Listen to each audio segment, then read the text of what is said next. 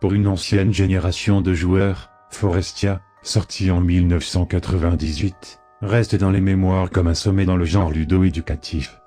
L'action du jeu est centrée sur une forêt et vise à développer les connaissances du jeune public sur la nature, point sur lequel il semble particulièrement bien réussir au vu des critiques qu'il a reçues. Le joueur remplit des missions et complète une collection de plantes ainsi qu'un album de photos d'animaux au fil de ses aventures. Beaucoup en ont un souvenir ému. Toutefois, une mission parmi la petite dizaine que proposait le jeu présentait un aspect décalé, et un rapport plutôt lointain avec l'éducation, la montagne de feu. Bien que beaucoup saluent la qualité générale du jeu, de bons graphismes pour l'époque, une visée plus que louable et un esprit bon enfant, ce passage semble occulter tous les bons points et en fait une expérience traumatisante.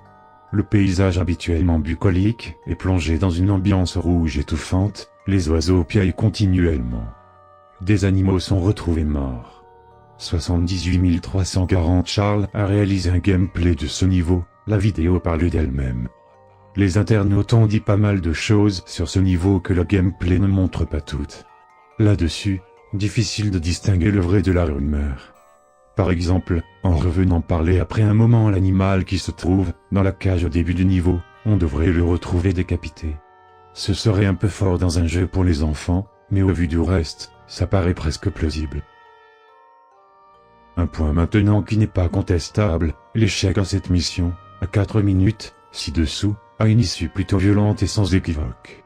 On peut rire de la voix du sorcier grossièrement déformée, mais la défaite est présentée sans concession aucune, le volcan entre en éruption. Vous n'avez pas réussi à sauver la forêt et vous assistez à sa destruction.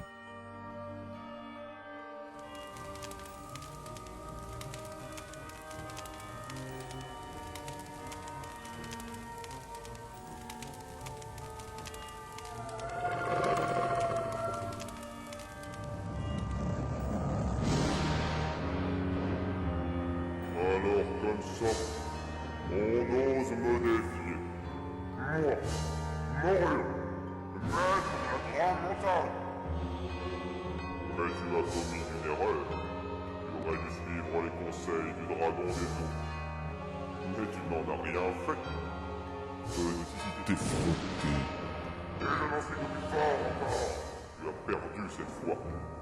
Adieu donc.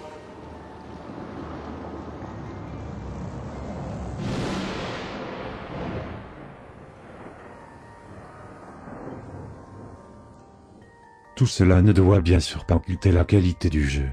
Mais on est tout de même en droit de se demander ce qui est passé par la tête des développeurs à ce moment-là.